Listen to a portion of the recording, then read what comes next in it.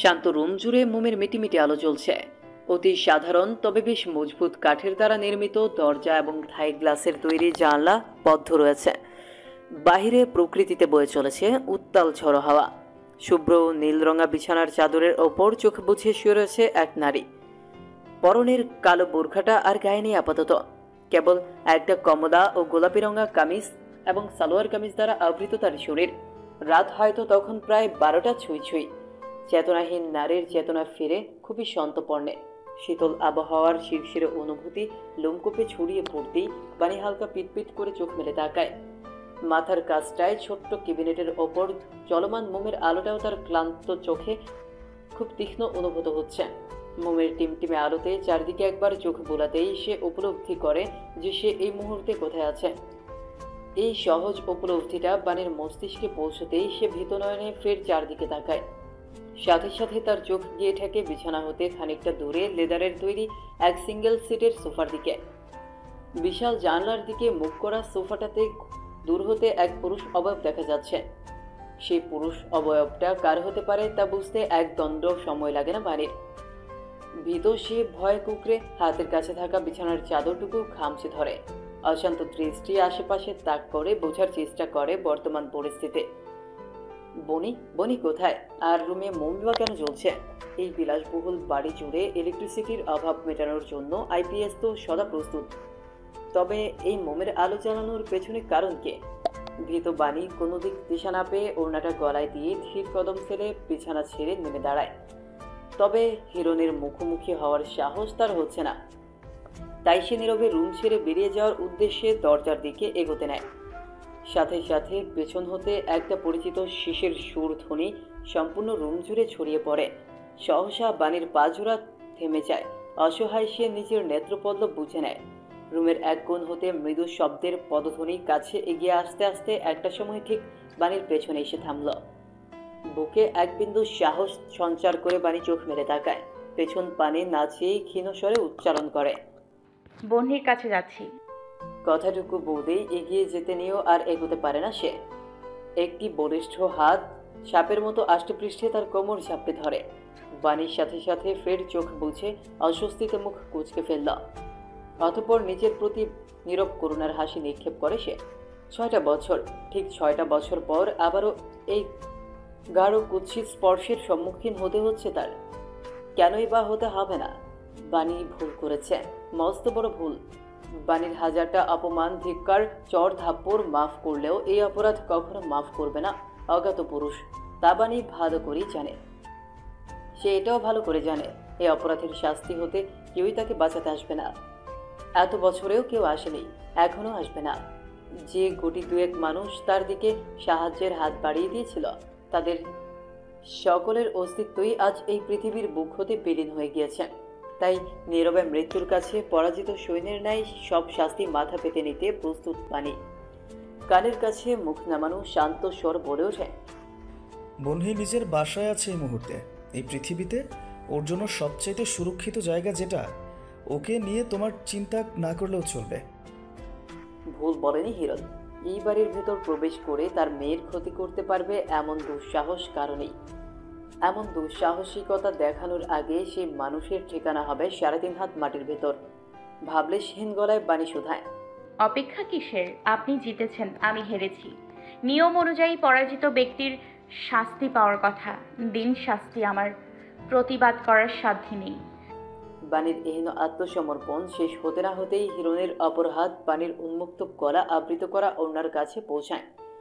ওড়নাটা নিজের হাতের মুঠোয় নিয়ে সন্তর্পণে তা টেনে গলা মুক্ত করল হিরণ। প্রাণহীন দেহটা কাঁধের কাছে নরম স্পর্শ পেতেই বাণীর সম্পূর্ণ অন্তর বিষিয়ে উঠল। বিষের দানার প্রভাবে মূর্ছা যাওয়ার পূর্বেই ডান কাঁধের ভাঁজে লুকানো মুখটা ফিসফিসিয়ে প্রশ্ন করে উঠল, হেরে যাবে জেনেও কেন এই মরণ খেলায় মত্ত হলে? বাণী বুঝি অকারণে মৃদু সাহস খুঁজে পেল। খানিকটা নির্ভীক গলায় সে জবাব দেয়, জিতে যাওয়ার ক্ষীণ সম্ভাবনাটুকুর আশায়। হিরণ বাণীর কথার পিঠে রেগে গেল কিনা বোঝা গেল না। সে সাথে সাথে বাণীকে নিচের দিকে ফিরিয়ে তাকে দেয়ালের সাথে চেপে ধরে। চোখে মুখে তার হিংস্র অগ্নিশিখা দাউ দাউ করছে। জল শক্ত করে সে শোধায়, কেন জিততে চাও তুমি? মেনে নাও নিজের হার। আমাকে ঘৃণা করে খুশি থাকো। তোমার তিক্ত অনুভূতির অধিপতি হিসেবে আমি আছি, তোমার ভালোবাসার অধিপতি হিসেবে বনহি আছে, আমার অংশ। আমি অতটুকুতেই সন্তুষ্ট। কথাটুকু বলতে বলতে হিরণের মুখের ভাব মূর্তি পরিবর্তন হলো। পলকহীন চোখ দুটো হতে হিংস্রতা উবে যায়। হাত বাড়িয়ে বাণীর কপালের এক পাশের সাদা ব্যান্ডেজটা ছুঁয়ে দেয়। অতঃপর মৃদু সরে বলে ওঠে, এই ইট পাথরের তৈরি সীমানার বাইরে যাওয়ার ফল দেখলে? ক্ষত নিয়ে ফিরেছ। আপনার সীমানার ভেতর থেকেও অক্ষত রইলাম কই। এই ক্ষতের থেকেও গভীর দাগ উপহার দিয়েছেন, আমৃত্যু তা ভুলব না। হিরণের মুখ তখন ভয়াবহ কালো। সে এক পা দুপা করে পিছিয়ে যেতে শুরু করে। একটা সময় সে রুমে জ্বলমান একমাত্র মোমবাতির শিওরে এসে দাঁড়ায়। বাণীর দিকে দৃষ্টি স্থির রেখে সে এক হাতে মোমের ঊর্ধ্বভাগ এক হাতে চেপে ধরে। মুহূর্তেই সম্পূর্ণ রুম অন্ধকারে ছেয়ে যায়। মোমের বিগলিত গরম পানীয় চামড়ার সংস্পর্শে আসতেই তা জমে সাদা রূপ ধারণ করে। কিন্তু সেই উত্তপ্ত পানীয়ের সংস্পর্শে হিরণ যন্ত্রণা খুঁজে পায় না। বাণী এক দণ্ড সময় নেয়, চোখ বুঝে বড় করে নিঃশ্বাস নেয়। হিরণ তাকে কোনো প্রকার শাস্তি দেয়নি, দিবেও না। ক্ষমা পেয়েছে সে। আজ রাতে হিরণের ভয়াবহ রূপের সাক্ষী হতে হবে না তাকে। এই উপলব্ধিটুকু কাজ করতেই বাণী আর এক মুহূর্ত অপেক্ষা করে না। অন্ধকারে হাতড়ে দরজার নব ঘুরিয়ে দ্রুত পায়ে রুম থেকে প্রস্থান করে। ঝড়ের বেগে পৌঁছে যায় নিজের মেয়ের জন্য নির্ধারিত রুমটার ভেতর। এই রুমে ঠিকই মৃদু ডিম লাইটের আলো জ্বলছে, অর্থাৎ হিরণ ইচ্ছে করেই ওই রুমের লাইট অফ করে রেখে মোম জ্বালিয়েছিল। বাণী অতি সাবধানে মেয়ের পেছনে শুয়ে মেয়েকে বুকের সাথে জড়িয়ে ধরে। বুকে জমে থাকা কান্নাগুলো উতলে উঠতেই তার অবাধ্য চোখ জোড়ার কার্নিশ বেয়ে জল গড়িয়ে পড়ে। দুর্বল বাণী আরও একবার এই বন্দিশালায় বন্দী হয়ে রয়ে গেল। আবারও তাকে ফিরে আসতে হয়েছে এই পাপের সাম্রাজ্যে, যেই বিষাক্ত সাম্রাজ্যে তার এক মলিন চোখ হলো বুকে আগলে রাখা এই নিষ্পাপ শিশুটা। চোখের কার্নিশে জল ভেসে উঠলেও বাণীর বুকের কার্নিশে ভেসে উঠল ঠিক 12 বছর আগের অদ্ভুত সুন্দর কিছু স্মৃতিচিত্র। বর্ষা পেরিয়ে ঋতুরানী বসন্তের আগমন ঘটল কেবল। পরিষ্কার সাদা আকাশটা সর্বদাই স্বচ্ছ থাকে এই ঋতুতে। আকাশ জুড়ে না দেখা যায় সূর্যের তীক্ষ্ণতা, আর না দেখা যায় কালো মেঘতলের গুমট ভাব। কিশোরী বাণীর হৃদয়ের অবস্থাও তখন এই পরিষ্কার আকাশের ন্যায়, যে আকাশ জুড়ে উড়ে বেড়ায় দুর্জয় নামক এক সুখ পাখি। বাংলা মাধ্যম শিক্ষা ব্যবস্থায় 10ম শ্রেণীর পর শিক্ষার্থীদের বসতে হয় এসএসসি নামক এক বোর্ড পরীক্ষার জন্য, কিন্তু ইংরেজি মাধ্যমে শিক্ষার্থীদের জন্য তার বদলে রয়েছে ও লেভেলের এক্সাম। বাণীর মা অহনা বেগম ও বাবা আনিসুজ্জামান তালুকদার অবশ্য বাণীর প্রতি একাডেমিক্যাল দিক দিয়ে কখনো তেমন একটা আশা রাখে না, কারণ বাণী স্টুডেন্ট হিসেবে কতটা জঘন্য তা তারা বেশ ভালোই জানে। কিন্তু জঘন্য এবং ব্যাকবেঞ্চার হিসেবে খ্যাত বাণীর মধ্যে হঠাৎ লক্ষ্য করা যায় আমূল পরিবর্তন। নির্দিষ্ট দিনক্ষণ হিসেব করে বলতে গেলে প্রথম সেমিস্টারের এক্সামের রেজাল্টের দিন হতেই সে পরিবর্তনের আবির্ভাব ঘটে। টিচারদের একান্ত বাধ্যগত ছাত্র শাহরিয়ার দুর্জয় যেখানে সব সাবজেক্টে 95+ পেয়ে টপ করেছে, সেখানে বাণী তালুকদার এক সাবজেক্টে ফেল এবং বাকি সব সাবজেক্টে টেনে টুনে পাস মিলিয়ে লাস্ট পজিশন দখল করেছে। কখনো রেজাল্ট নিয়ে পরোয়া না করা মেয়েটা সেদিন প্রথমবারের মতো লজ্জিত অনুভব করে। সর্বদা চোখ পাকিয়ে চলা মেয়েটা সেদিন লজ্জায় স্কুলে চোখ তুলে কারো দিকে তাকাতে পারেনি। রেজাল্ট কার্ড নিয়ে বাড়ি ফিরে এসে থমথমে মুখে নিজের বাবার কাছে গিয়ে আবদার কম আদেশ বেশি সুরে বলে, 3 দিনের মধ্যে সিলেট শহর তন্ন তন্ন করে আমাকে প্রতিটা সাবজেক্টের জন্য বেস্ট টিউটর খুঁজে এনে দাও বাবা। বিকেলবেলায় সবুজ ঘাসে আবৃত উঠোনে বেতের সোফায় আয়সী ভঙ্গিতে বসে কেবলমাত্র চায়ের কাপে চুমুক দিচ্ছিল আনিসুজ্জামান তালুকদার। কিন্তু মেয়ের এহেন কথায় তিনি বিষম খেয়ে যায়। ফলস্বরূপ মুহূর্তেই ওনার কাশি উঠে যায়। বাণীর মাঝে তেমন একটা ভাবান্তর দেখা গেল না। সে ঘরের ভেতর প্রবেশ করতে করতে নিজের মা অহনা বেগমকে ডেকে বলে, মামুনি, take care of your husband. মেয়ের উচ্চ কণ্ঠ শুনে কিছুটা বিরক্তি নিয়েই ঘর ছেড়ে বের হয় অহনা বেগম। কিন্তু বাড়ির দরজার কাছে আসতেই তিনি দেখেন আনিসুজ্জামান কাশতে কাশতে নাজেহাল অবস্থা প্রায়।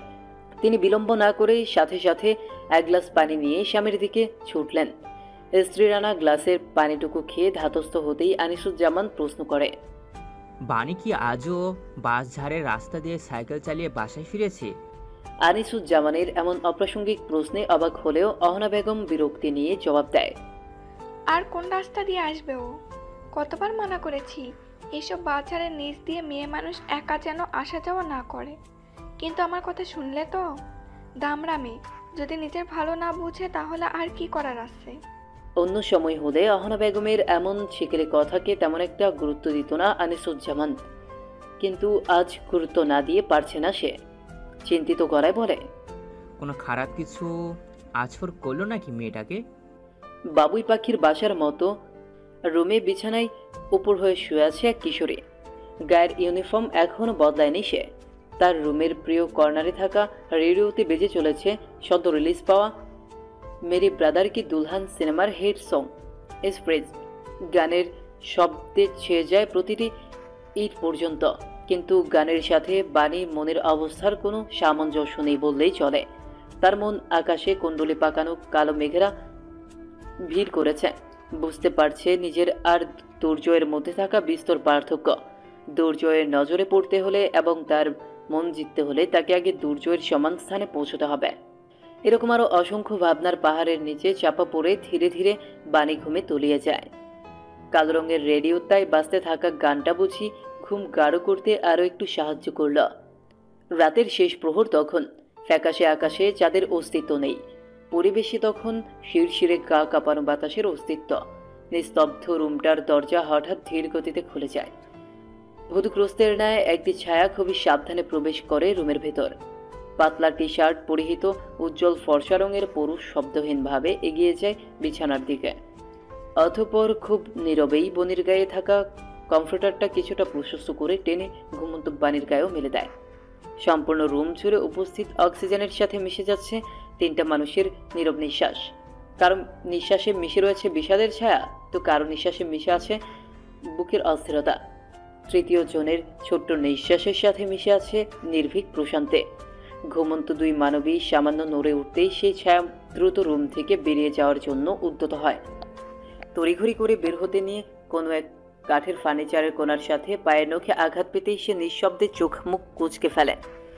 পেছনে ফিরে আবার বিছানার দিকে তাকিয়ে লক্ষ্য করে ঘুমন্ত ব্যক্তিরা জেগে গেল কিনা। জাগেনি, উল্টো একে অপরকে জড়িয়ে ধরে বেশ শান্তিতেই ঘুমোচ্ছে তারা। সেই ঘুমন্ত দুই মানবীর পানে চেয়ে অজ্ঞাত ব্যক্তি উপলব্ধি করল সে খুব জ্বালা অনুভব করছে।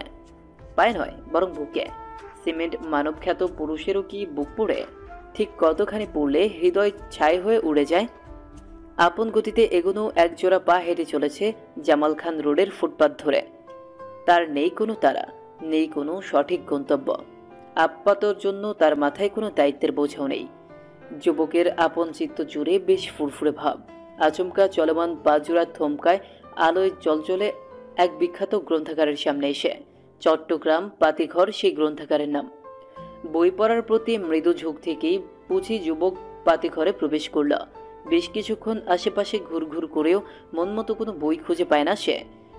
এখানে থাকা বেশিরভাগ ভালো বই ইতিমধ্যে তার পড়া হয়ে গিয়েছে। আপন মনে হাঁটতে হাঁটতে হঠাৎ একটা কোমর সমান বইয়ের তাকের সামনে এসে থামে সে। তাকের উপর অংশে থাকা একটা বইয়ের দিকে তার চোখ আটকায়। A good girls guide to murder, Holly জ্যাকসনের লেখা বইটার নামটুকু পড়ে যুবকটার মনে কৌতূহল জাগে বেশ। সে বইটা নেওয়ার উদ্দেশ্যে এক হাত বাড়িয়ে বইটা ছুঁতেই কোথা থেকে উড়ে এসে এক চিকন শ্যাম হাত বইয়ের অপর পাশ ধরে ফেলল। যুবক ভ্রু কুঁচকে তাকের অপর পাশে ঠিক সামনে বরাবর তাকাতেই দেখল শ্যামবর্ণের একটা মেয়ে বইটা ধরে রেখেছে।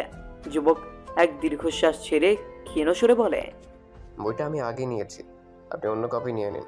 জিন্স কুর্তির সাথে গলায় স্কার্ফ ঝোলানো শ্যামবর্ণের মেয়েটা যেন যুবকের কথায় মৃদু ক্ষেপে গেল। সে বাজখাই গলায় চেঁচিয়ে উঠল, এই মিয়া মস্করা করেন, এই বই আগে আমি ধরেছি। মেয়েটার উচ্চস্বরে নীরব গ্রন্থাগারের নীরবতা ভঙ্গ হলো। আশেপাশের কিছু বড় বড় চোখ মেলে তাকিয়ে থাকা মানুষের দৃষ্টি দেখে যুবক বিরক্ত বোধ করল। ভারী ম্যানারলেস মেয়ে তো। অ্যাটেনশন শিকার নাকি এই মেয়ে? এইভাবে চেঁচানোর মানে কি? যুবক ফের শান্ত গলায় বলে, দেখুন বইটা আগে আমি ধরেছি, তার মানে বইটা আমার। আপনি কাইন্ডলি অন্য কপি খুঁজে নিয়ে নিন। আপনি আগে ধরেছেন মানে কি? হ্যাঁ, কোনো প্রমাণ আছে? আমাকে চিনেন মিয়া? এই বইয়ে আমি হাত রেখেছি মানে এই বই আমার। শান্ত যুবক এবার বেশ রেগে যায়। নিচু স্বরে সামান্য শাসিয়ে বলে, দেখুন, আমি আপনার সাথে নিচু গলায় ভদ্রভাবে কথা বলছি। প্লিজ নিজের উগ্র কথার স্বর কমিয়ে আশপাশের মানুষের মনোযোগ আকর্ষণ বন্ধ করুন।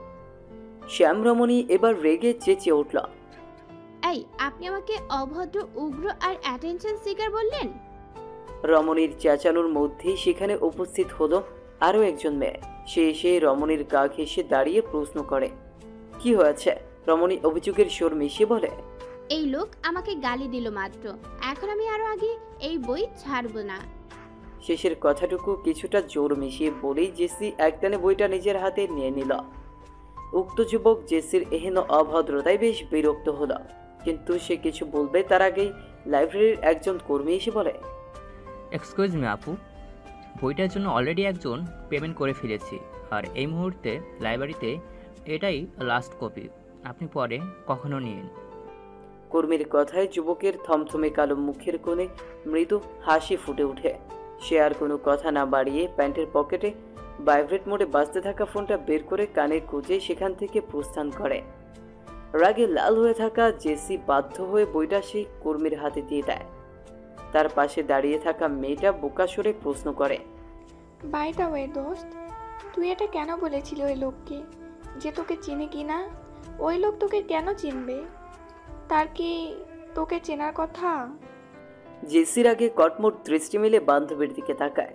পুরো পৃথিবীর সব ছাগল পাগল এসে তার কপালেই কেন জোটে? গ্রন্থাগার থেকে বের হয়ে যুবক আশেপাশে সামান্য চোখ বুলিয়ে ফোনের অপর পাশে থাকা ব্যক্তির উদ্দেশ্যে প্রশ্ন করে, কোথায় তুই?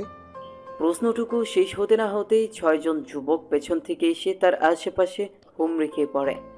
6 জন যুবকের আকস্মিক এহেন কাণ্ডে অজ্ঞাত যুবক চমকায় না, বরং সে সামান্য হেসে ফোন কান থেকে নামিয়ে ফের পকেটে ভরে ফেলে। সাইফ চঞ্চল গলায় প্রশ্ন করে, প্রত্যয় মামা, এদিকে আমরা চাকরির প্রেসারে হিমশিম খাচ্ছি, আর তুই এখানে চাকরিও পেয়ে গেলি? প্রত্যয় সরু চোখে 6 জনকে একবার দেখে প্রশ্ন করে, তোরা আমার উপর নজর রাখছিলি? মেজরি থেকে হাফ ডে অফ পেতে যখন তুই সুরসুর করে একা বেরিয়ে গেলি, তখন সাইফ বলল, নিশ্চয়ই তুই কোনো গার্লফ্রেন্ডের সাথে দেখা করতে যাচ্ছিস। তাই আমাদের সবাইকে নিয়ে সে অপারেশন প্রত্যয় অভিযানে নেমে পড়ে। ওয়েল, আমি ভুলছিলাম না। এবার বল, মেয়েকে? প্রত্যয় একটা দীর্ঘশ্বাস ছেড়ে বেথলেহেম ইজি চার্চের পাশের ফুটপাত ধরে হাঁটতে হাঁটতে বলে ওঠে, ম্যানারলেস মাথা মোটা একটা মেয়ে।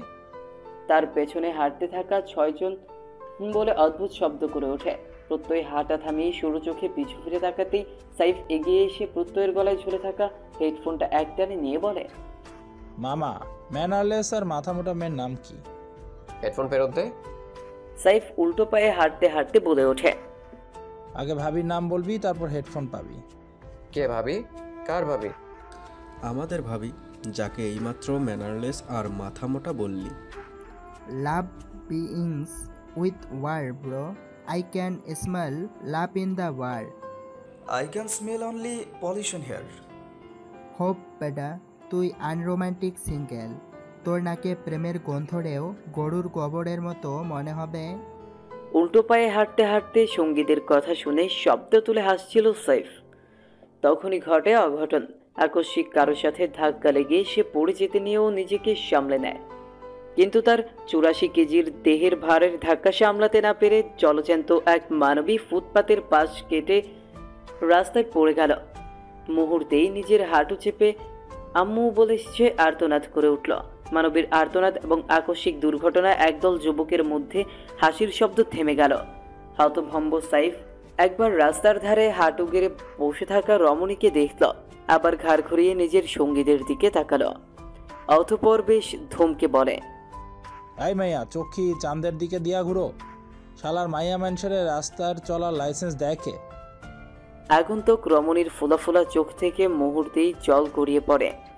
অপরিচিত কারো এমন ধমক তার ঠিক হজম হয় না। সে এক হাতে পা চেপে ধরে রেখে আরেক হাতে নিজের কাঁধের সাইড ব্যাগ হতে ফোন বের করে একটা নাম্বার ডায়াল করে। এক মুহূর্তের মধ্যেই অপর পাশ হতে ফোন রিসিভ হয়। রমণী অতি নরম গলায় কান্না করতে করতে আব্বুকে ফোন দেয়, বলে তাকে রাস্তায় কেউ ভয় দেখাচ্ছে, যেন জলদি চলে আসে তার কাছে। এত দূর শুনতেই সাইফ বলে ওঠে, খাইছে রে। এইটুকু বলে সে সাথে সাথে দৌড় লাগায়। রাস্তায় পড়ে থাকা রমণী এবং বাকি 6 জন যুবক হতভম্ব হয়ে রয়।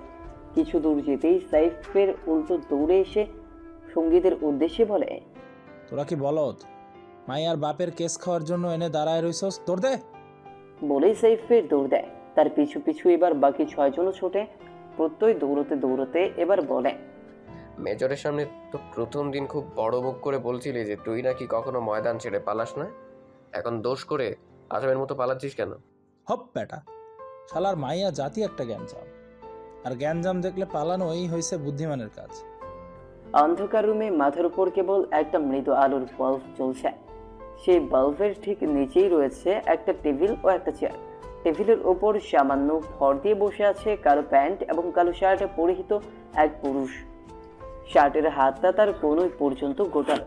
তার ঠিক সামনেই চেহারায় আহত অবস্থায় বসে আছে এক মধ্যবয়স্ক পুরুষ।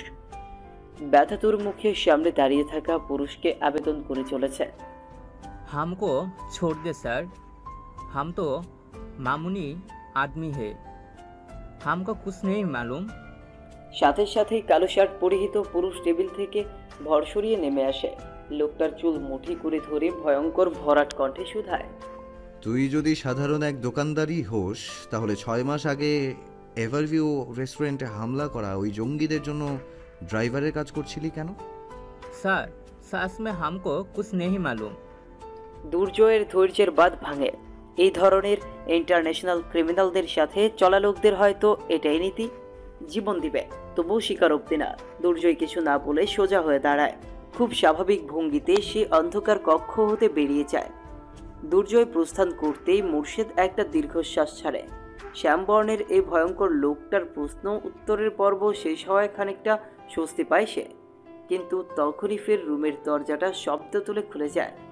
মুর্শেদ চোখ তুলে তাকাতেই দেখে দুর্জয় ফের রুমে প্রবেশ করেছে, কিন্তু খালি হাতে বের হলেও খালি হাতে ফিরেনি সে। তার হাতে থাকা বস্তুটা দেখতেই মুর্শেদের শির দাঁড়াবে শীতল হাওয়া বয়ে যায়। সে হতভম্ব চোখে তাকিয়ে রয় ছাট করে কাটা চুল এবং কাটকাট চেহারা পুরুষের দিকে। এই পুরুষ করতে কি চাইছে, মতলব কি? মুর্শেদের মস্তিষ্কের প্রশ্নের আনাগোনার মাঝেই দুর্জয় সুইচ বোর্ড চেপে সাদা আলোর বাল্বটা নিভিয়ে অন্য একটা সুইচ অন করে দেয়। মুহূর্তেই সম্পূর্ণ রুম জুড়ে ভুতুরের লাল রঙের মৃদু আলো ছড়িয়ে পড়ে। মুর্শিদ কিছু বলবে তার পূর্বেই দুর্জয় এক হাতে তাকে চেয়ার সহ টেনে সুইচ বোর্ডের দেয়ালের দিকে নিয়ে যায়। মুর্শিদ ফের ভীত চোখ মেলে দুর্জয়ের হাতে থাকা বস্তুটার দিকে তাকায়। দুর্জয় খুব স্বাভাবিক ভঙ্গিতে বস্তুটার ইলেকট্রিক ওয়্যারের ফ্ল্যাগটা সুইচ বোর্ডে লাগিয়ে সুইচ অন করতেই তীক্ষ্ণ শব্দ তুলে সরু চিকন এবং ধারালো একটা অংশ ঘুরতে শুরু করে। সেই তীক্ষ্ণ শব্দে মুর্শেদের মাথা ধরে গেলেও দুর্জয় স্বাভাবিক গলায় বলে ওঠে, এই রুমটাকে প্রথম দেখায় সকল অপরাধী খুব স্বাভাবিক একটা রুম ভাবে, ঠিক আমার মতো। এই রুমে প্রবেশ করা সকল অপরাধী আমাকে প্রথম দেখায় বুঝতে পারে না যে আমি ঠিক কতটা ভয়ঙ্কর হতে পারি। আমি তাদের সুযোগ দিই, কিন্তু তারা তা হাতছাড়া করে। ঠিক সেই মুহূর্তে এই রুম এবং আমি খোলস ছেড়ে নিজেদের ভয়ঙ্কর রূপ ধারণ করি। This is the red room and আমি এই মুহূর্তে তোর আতঙ্ক। তাই এই ড্রিল মেশিন দ্বারা আমি তোর চেহারার নতুন নকশা আঁকার আগে যা জানিস সব স্বীকার কর। মুর্শিদ ছোটার জন্য ছটফট করছে, কিন্তু সেই সুযোগ তার কাছে নেই। তার 2 হাত চেয়ারের পেছনে নিয়ে হ্যান্ডকাফ পরানো, পা দুটো শক্ত করে বাঁধা। এ কি জমদতের হাতে এসে পড়ল সে? মুর্শিদ মুখ খুলতে যতই সময় নিচ্ছে ততই ড্রিল মেশিনটা তার কাছে এগিয়ে আসছে। দুর্জয় ঠিক তার চোখ বরাবর। সম্ভাবনীয় পরিণতির কথা ভেবে মুর্শিদ তীর করে ঘামছে। দয়ামায়াহীন এই নির্দয় পুরুষ যে কতটা ভয়াবহ তা উপলব্ধি করতেই তার বুক কাঁপে। ড্রিল মেশিনটা আর তার চোখের মাঝে যখন কেবলমাত্র কয়েক আঙ্গুলের ফারাক, ঠিক সেই মুহূর্তে মুর্শিদ চোখ বুঝে চিৎকার করে বলে ওঠে একটি নাম, রহিস দিলদার। জনমানবহীন নীরব এলাকাটার মধ্যে মাথা উঁচু করে দাঁড়িয়ে আছে প্রাসাদ সমতুল্য এক ভিলা। রাত তখন 9টা বাজে। ভিলার ঠিক মাথার ওপরেই যেন উঠেছে মস্ত বড় চাঁদ। বাহির হতে গাড়ির হর্নের শব্দ ভেসে আসতেই সদর সিংহ প্রবেশদ্বার খুলে যায়। 2 দিকে একটি কালো গাড়ি সমীচীন গতিতে প্রবেশ করে বিশাল ওয়াকওয়ে ধরে। ঠিক ভিলার সামনে সেই গাড়িটা থামে। গাড়ি হতে নেমে আসে হিরণ। ফোন আলাপে ব্যস্ত প্রবেশ করে বাড়ির ভেতর। বিশাল লিভিং এরিয়ায় উপস্থিত দুজন কাজের লোককে চোখের ইশারায় বলে এখান থেকে চলে যেতে। আদেশের দাসরা আদেশ মাথা পেতে মুহূর্তেই প্রস্থান করে। ফোনের অপর পাশ থেকে ভেসে আসে একজন পুরুষের স্বর। আজকাল কাজে বেশ অমনোযোগী মনে হচ্ছে তোমায়, ব্যাপার কি? হিরণ নিজের ক্ষমতাবান স্বর বজায় রেখে বলে, আমার ধারণা ভুল। ফোনের অপর পাশে থাকা পুরুষ এবার সামান্য রসিকতা মিশিয়ে বলে, শুনলাম তোমার নাকি বউ আর বাচ্চাও আছে, এটারও কি আমার ভুল ধারণা? অজ্ঞাত লোকের সূক্ষ্ম উপায় দেওয়া হুমকিটা ধরতে সময় লাগলো না হিরণের। সাথে সাথে তার চোয়াল শক্ত হয়ে এলো। কাঠ কাঠ স্বরে জবাব দেয়, আপনি আজকাল কাজ ছাড়া অহেতুক জায়গায় খুব মস্তিষ্ক খাটাচ্ছেন। বয়স হয়েছে, মস্তিষ্ককে আরাম দিন। কে জানে মস্তিষ্কের উপর এত প্রেশার দিলে না আবার ব্রেইন হ্যামারেজ হয়ে যায় আপনার। কথাটুকু বলে হিরণ ফোন কেটে দিল। রাগে ফসফস করছে সে, নিঃশ্বাস আটকে আসছে। শার্টের উপরের দুটো বোতাম খুলে ঘন ঘন নিঃশ্বাস নেয় সে। পৌঁছে গিয়েছে তারা, খুব দূর পর্যন্ত পৌঁছে গিয়েছে তারা। এই এত বড় ব্ল্যান্ডারটা কিভাবে হলো তা মনে পড়তেই তার উবে যাওয়া রাগটা মাথা চারা দিয়ে ওঠে। তড়িৎ গতিতে সে সিঁড়ি ভেঙে উপরে চলে আসে। নিজের রুম বরাবর মেয়ের রুমে প্রবেশ করতেই দেখে বনি বিছানায় বসে খুব মনোযোগ দিয়ে টিভিতে মার্ভেল স্টুডিওর একটা সিনেমা দেখছে। কিন্তু দরজা খুলে বাবার আগমন টের পেতেই তার মনোযোগের ব্যাঘাত ঘটে। দাঁত বের করে হেসে সে বিছানার ওপর দাঁড়িয়ে পাপার কোলে ছুটে যাওয়ার উদ্দেশ্যে প্রস্তুতি নেয়। হিরণ এগিয়ে এসে মেয়েকে কোলে নিয়ে প্রশ্ন করে, ডিনার করেছো মা? ইয়েস পাপা, জানো আমি আর মাম্মা সন্ধ্যায় লেমন কেক বেক করেছি, আমি তোমার জন্যও রেখেছি। থ্যাংক ইউ মা। তুমি এখন বসে মুভি দেখো, মাম্মা এখন একটু পাপাকে টাইম দিক। She is yours. হিরণ বনিকে কোল থেকে নামিয়ে চোখ তুলে রুমের এক কোণে জানলার পাশে দাঁড়িয়ে বাণীকে দেখে। অতঃপর রুমে আসার জন্য ইশারা দিয়ে বেরিয়ে যায়। নীরব ভঙ্গিতে রুমে প্রবেশ করেই দরজাটা ভেতর থেকে লক করে দেয় বাণী। হিরণের চোখের অগাধ রাগ তার দৃষ্টি এড়ায়নি। কি হয়েছে আবার? সে পালিয়ে যাওয়ার ঘটনা নিয়ে মওকুফ করা ক্ষমার হিসেবকে আজ মেটাবে নাকি? কথাগুলো ভাবতে ভাবতে বাণীর রুমের এক কোণে মাথা নত করে দাঁড়িয়ে রয়। ক্যাবিনেটের ওপর থাকা স্পিকারের লাউড ভলিউমে মিউজিক প্লে করে দিয়ে হিরণ অস্থির ভঙ্গিতে সম্পূর্ণ রুম জুড়ে পায়চারি করছে। মিউজিক প্লে করার কারণ হলো যেন তাদের রুমের ভেতরকার দ্বন্দ্ব মেয়ের কান অবধি না পৌঁছায়। প্রচণ্ড রাগে নাকি রাগ ঠান্ডা করতে তার এই অস্থিরতা তার ঠাউর করা যাচ্ছে না ঠিক। অতিমাত্রায় রাগে তার চোখ খানিকটা লাল বর্ণ ধারণ করেছে। আচমকা তার পায়চারি বন্ধ হয়েছে। শান্ত হয়ে দাঁড়িয়ে পড়ে সে। অতঃপর বেশ থমথমে গলায় বলে, আমার এত বছরের সতর্ক শিকল ভেঙে পালিয়ে গিয়ে মস্ত বড় ভুল করেছো তুমি। আবার পালাবো, যতবার সুযোগ পাবো ততবার পালিয়ে যাব। কখনো না কখনো আপনি ঠিকই বিরক্ত হয়ে পিছু নেওয়া ছেড়ে দেবেন। হিরণের সংবরণ করা রাগটা বাণীর করা প্রথম কথাটুকুতে আবার মাথা চারা দিয়ে ওঠে। সে ক্ষিপ্র গতিতে এগিয়ে এসে বাণীর পাশের দেয়ালে এক হাতের সাহায্যে আঘাত করে চেঁচিয়ে ওঠে, কি বললে? তোমার কোনো ধারণা আছে কি করেছো তুমি? তোমার এই ভুলের কারণে আমার বিরুদ্ধে ব্যবহার করার মতো ট্রাম্প কার্ডের সন্ধান পেয়ে গিয়েছে তারা। বিষয়টার ভয়াবহতা উপলব্ধি করতে পারছো তুমি? হিরণের ক্ষিপ্র পায়ে এগিয়ে আসা দেখে চোখ বুঝে ফেলেছিল বাণী। সেই চোখ জোড়া মেলে তাকায় সে হিরণের বলা কথাগুলো শেষ হতে। হিরণ তার পানে চেয়েছিল। সেই হিংস্র চোখের দিকে তাকিয়ে থেকে বাণী উত্তর দেয়, আপনার থেকে ভয়াবহ আর কি হতে পারে? হিরণের হিংস্র চোখ জোড়া মুহূর্তেই শীতল হয়ে আসে। বাণীর বলা সামান্য কথাটা তার বিবেকের তোড়গোড়ায় তাকে দুঃসহ যন্ত্রণার ভেতর ফেলে দিচ্ছে। খানিকটা সময় সে ভাবতেই পেরিয়ে যায়। হিরণ নীরবে ধীরে বাণীর কাছ থেকে সরে দাঁড়ায়। সবসময়ের শক্ত চিত্তটা বেশ শীতল ভঙ্গিতে এগিয়ে যায় সোফার দিকে। যাওয়ার পথে স্পিকারের চলমান গানটাও বন্ধ করতে ভোলে না সে। হিরণ সোফায় বসে চুপচাপ পিঠ এলিয়ে দিয়ে চোখ বুঝে নেয়। পরিবেশটা নিস্তব্ধতার ভুবনে তলিয়ে যায়। অসহ্য অনলে দগ্ধ হিরণের প্রতিটা রন্ধ্র তাকে চিৎকার করে জানান দিচ্ছে এই যাতনা আর সহে না। ভেতরটা এফোর ওফোর হয়ে গেলেও মুখে খুব শীতল সুরে বলে, কি চাও তুমি বাণী? আমি মরে যাই? তোমার সামনে নিজের বিধ্বংসী রাগটা আমি কেন সংবরণ করে বুঝতে পারো না? এইটুকু যথেষ্ট না? হিরণের শীতল প্রশ্নের পিঠে বাণী তাচ্ছিল্যের হাসি হেসে বলে, দয়া করছেন বুঝি? কে বলেছে আপনাকে নিজেকে সংবরণ করে আমার উপর দয়া করতে? কৃতদাসীর ওপর কেউ দয়া করে নাকি? বাণীর উচ্চারণ করা কৃতদাসীর শব্দটা হিরণের কানে গিয়ে অসহ্যকর যন্ত্রণাটা গলধকরণ করে সে উচ্চারণ করে, নিজেকে আজে বাজে নামে সম্বোধন করা বন্ধ করো। বাণী আর কোনো কথা না বলে দরজার দিকে এগিয়ে যায়। বদ্ধ দরজার নবটা ঘোরাতেই তার হাতটা থেমে যায়। পেছনে না ফিরেই সে শান্ত গলায় বলে ওঠে, 99টা ভালো কাজ করা মানুষ যেমন কখনো একটা খারাপ কাজ করে খারাপ মানুষ ট্যাগ পায় না, এভাবে 99টা খারাপ কাজ করা মানুষ একটা ভালো কাজ করে কখনো ভালো মানুষের ট্যাগ পায় না।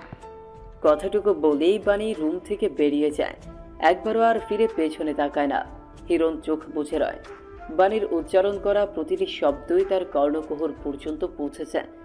কি সুকৌশলে সে বুঝিয়ে দিয়ে গেল যে তার কাছে হিরণের 99টা খারাপ কাজে মুখ্য। সেই মুখ্য বিষয়ের পিঠে হিরণের বাণী ও বোনের প্রতি ভালোবাসাটা অতি নগণ্য ও ঠুনকো একটা জিনিস। মনের উঠানে টই টই করে ঘুরে বেড়ানো ভয়কে বালি চাপা দিয়ে ফোন বের করে একটা নাম্বারে ডায়াল করে হিরণ। অপর পাশ থেকে কল রিসিভ হতেই হিরণ শক্ত কণ্ঠে আদেশ করে, বাড়ির চারিদিকে নিরাপত্তা ব্যবস্থা দ্বিগুণ এবং জোরদার করো। আমার অনুমতি ব্যতীত যেন এই বাড়ির ভেতরে একটা মাছিও প্রবেশ করতে না পারে। আমার অনুপস্থিতিতে বাণী আর বনহির উপর 24 ঘন্টা যেন নজর রাখা হয়। ওদের গায়ে একটা টোকাও যদি পড়ে, হ্যাঁ, তাহলে আমি যে কি করতে পারি তা সবাইকে মনে করিয়ে দাও। কঠিন বাক্যের আদেশ দান শেষ হতেই হিরণ ফোন রেখে দেয়। উঠে রুম থেকে বের হয়ে সোজা নিচে কিচেনে চলে যায়। কিচেনে উপস্থিত একজন রাঁধুনি হিরণকে দেখি তটস্থ স্বরে প্রশ্ন করে, কিছু লাগবে স্যার? হিরণ মাথা নেড়ে না বলে থমথমে গলায় আদেশ করে, যেতে পারো। 2 শব্দের আদেশ পেতেই রাঁধুনি হাঁপ ছেড়ে বাঁচল। দ্রুত পায়ে রান্নাঘর থেকে বেরিয়ে যায় সে। হিরণ গায়ের ধূসরঙা ব্লেজারটা খুলে একটা চেয়ারের উপর রাখে। অতঃপর বেশ শান্ত ভঙ্গিতে সাধারণ শার্টের হাতা গুটিয়ে ফ্রিজের দরজাটা খুলে ফ্রিজের এক কোণে রাখা অর্ধ গোলাকার কেকের ট্রেটা বের করে নিয়ে টেবিলে বসে সে। ছুরির সাহায্যে বেশ সুকৌশলে এক স্লাইস কেটে একটা প্লেটে নিয়ে কাঁটা চামচ দিয়ে সামান্য কেক মুখে তোলে। মেয়ে আর মেয়ের মার বানানো পেমানান স্বাদের কেকটা বেশ তৃপ্তি সহকারেই খেলো সে। বনির ভাষায় বললে হিরণের হন্টেড লাইফে এই বিদঘুটে কেকটার স্বাদ অনেকটা ফেরিটেলের মতোই। লেফটেন্যান্ট কর্নেল জুলফিকার মোস্তফার অফিস রুমে কড়া নাড়তেই ভেতর হতে একটা ভরাট স্বর বলে ওঠে, কাম ইন। দুর্জয় রুমের ভেতর প্রবেশ করেই অভ্যাসবশত দুহাত পিঠের পেছনে ভাঁজ করে আরামে দাঁড়িয়ে দৃঢ় কণ্ঠে বলে ওঠে, মোর্শেদের জবানবন্দি রেকর্ড করে এসেছি স্যার। কি জানতে পারলে?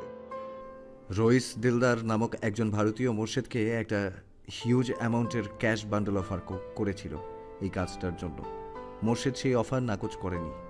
6 মাস আগে সেদিন খুব সকালবেলা ঢাকা চট্টগ্রাম হাইওয়েতে যেই যুবক দলকে নিজের গাড়িতে তুলে মোর্শেদ পথিমধ্যে একটা হাইওয়ে রেস্তোরাঁতে নেমে তারা দুপুরের খাবারও খেয়েছিল। অতঃপর সেখান থেকে বনানীর এভারভিউ রেস্টুরেন্টের কাছাকাছি আসতেই তারা গাড়ি থেকে নেমে পড়ে। এর বেশি কিছুই জানে না সে। জুলফিকারকে এবার সামান্য চিন্তিত দেখালো। সে মনে মনে ছক কষে কিছু একটা মিলিয়ে বলে ওঠে, দুর্জয়, এই কেসের মূল হোতা পর্যন্ত পৌঁছানো এত সহজ হবে না। আমার মস্তিষ্ক বলছে রইস দিলদারকে ধরলেও আমরা সরাসরি মূল কালপ্রিটের পরিচয় জানতে পারবো না। মেইন কালপ্রিট বহু সময় নিয়ে বেশ সাজিয়ে এই হত্যাযজ্ঞ চালিয়েছে তা নিশ্চিত। তার পর্যন্ত পৌঁছানোর জন্য সকল ক্লু খুঁজে বের করব আমি। দেখা যাক এখন এই রইস দিলদার হতে কি ক্লু পাই আমরা। তোমার টিমের যুবকেরা কোথায়? ওদের আজ সন্ধ্যার পর থেকে কোথাও দেখি না যে। ওদের জন্য আপাতত নতুন কোনো অর্ডার ছিল না, বিধায় হাফ ডে অফ দিয়েছি স্যার। আশা করছি কোনো সমস্যা নেই। না, ভালো করেছো। কথাটুকু বলেই জুলফিকার ফের ডাকে, দুর্জয়। Yes sir. আজকের রাতটা একটু রেস্ট করো, আর তোমরা কলের অপেক্ষায় থাকা মানুষটাকে একবার কল করে খোঁজ নাও। It is an order. জুলফিকারের বলা কথাটা কাকে ইঙ্গিত করে বলা হয়েছে তা বুঝতে অসুবিধা হয় না দুর্জয়। দুর্জয়ের শক্ত কঠোর তেজি স্বরটা উচ্চারণ করে, she is all right sir, still I will call her.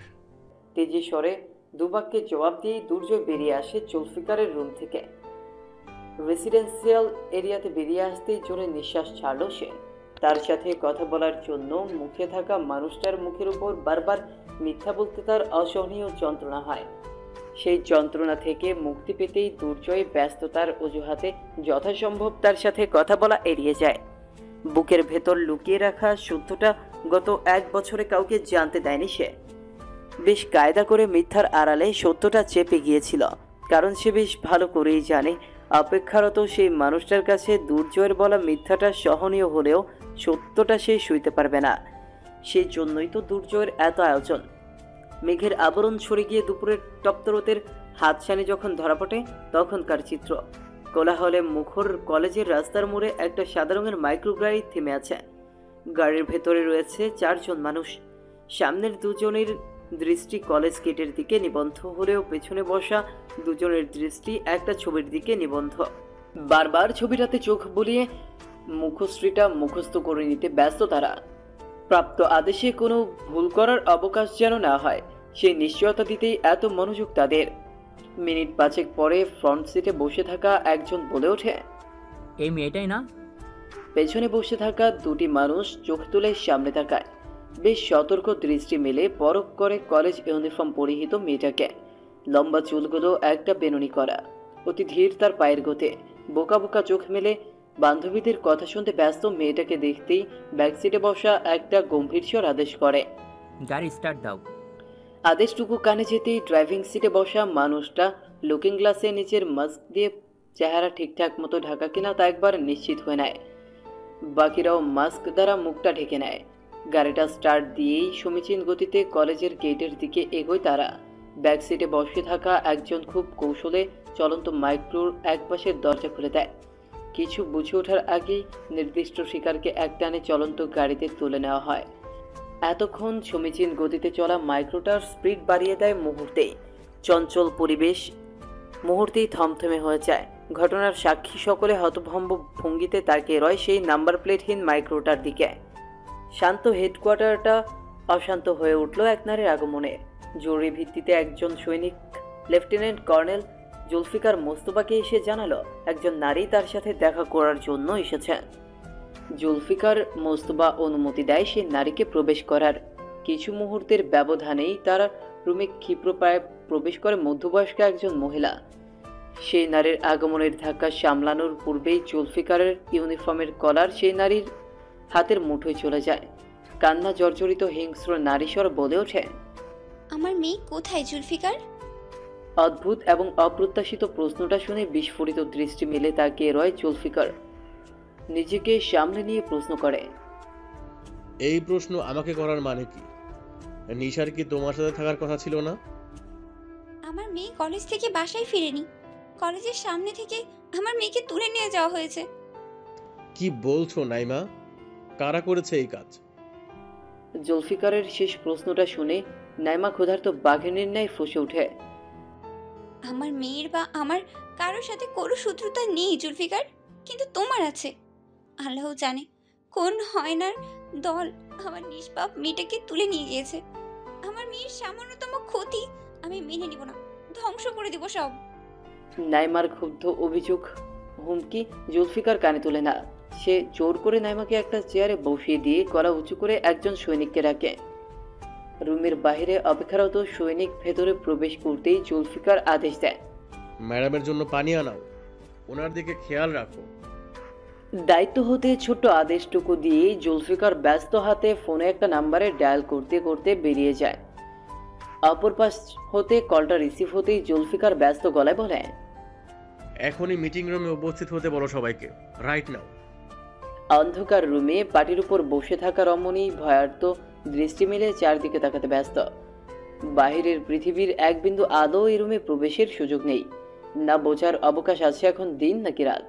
College uniform পরিহিত রমণী থেকে থেকেই ভীত গলায় ডাকছে, আম্মু আম্মু।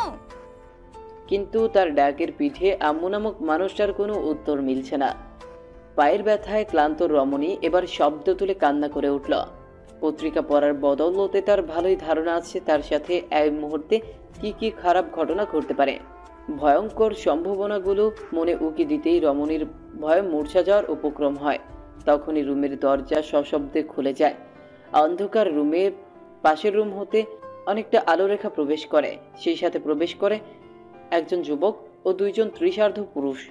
কাঠ চেহারার মাস্ক পরিহিত যুবকের হাতে রয়েছে একটা ক্যামেরা। সেই ক্যামেরার পানে তাকিয়ে রমণী আরেক দফা ভয় পেয়ে যায়। গম্ভীর মুখশ্রীর যুবক রমণীকে একবার দেখে নিয়ে বলে ওঠে, ইয়াসমিন মুজতবা নিসা। আগন্তুক যুবকের মুখে নিজের নামটা শুনে নিশাদ ভয়ে কুপকাত হৃদয়টা একটুখানি হয়ে যায়। এর সাথে সাথে কান্না মিশ্রিত গলায় বলে, ভাইয়া আমাকে যেতে দিন প্লিজ, আমাকে যেতে দিন। অবশ্যই যেতে দিব, আগে তোমাকে আমাদের একটা কাজ করতে হবে। কি কাজ?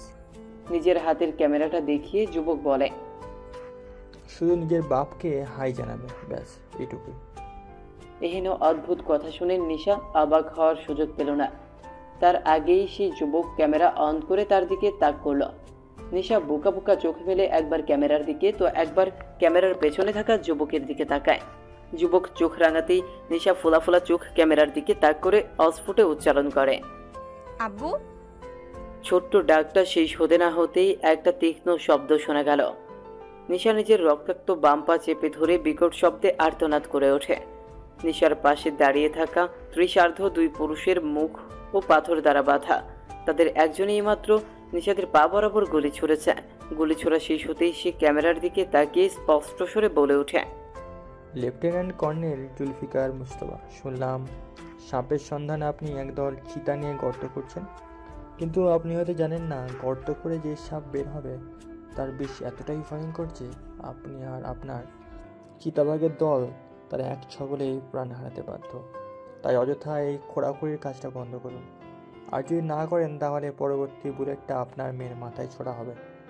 ক্যামেরাটা অফ করতেই ব্যথায় কাতরাতে কাতরাতে নিশাদ পাটির উপর লুটিয়ে পড়ল। আর্তনাদ করার আর কোনো সুযোগ দেওয়া হলো না তাকে। মুখের ভেতর গুজে দেওয়া হলো একটা বড় কাপড়ের টুকরা। ব্যথাটুকু আর সইতে না পেরে মুহূর্তেই সে জ্ঞান হারায়। সেই দৃশ্য দেখে পুরুষ দুজন ঠাট্টা করে বলে, কর্নেলের মেয়ে দেখি মুরগির থেকেও করুণ অবস্থা। রাশভারী যুবক অবশ্য সেই দিকে তোয়াক্কা করল না। সে সোজা রুম থেকে বেরিয়ে গিয়ে একটা ফোন কল রিসিভ করে। ফোনের অপর পাশ হতে এক নারী কণ্ঠ ভেসে আসতেই সে প্রত্যুত্তর করে, মিসিং ইউ মোর, শীঘ্রই দেখা হবে। লেফটেন্যান্ট কর্নেল জুলফিকার মুস্তফার জরুরি তলবে মিটিং রুমে হাজির হয়েছে সামরিক বাহিনীর 11 জন দক্ষ লেফটেন্যান্ট।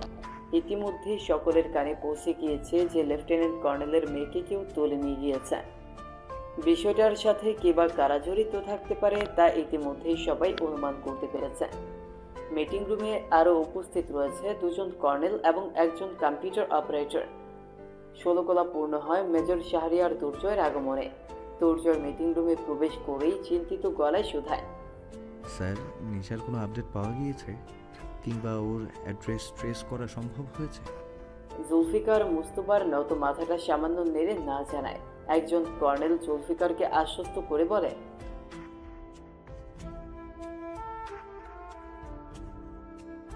কর্নেলের কথাটুকু শেষ হতেই কম্পিউটারের সামনে বসে থাকা একজন সামরিক অপারেটর বলে ওঠে,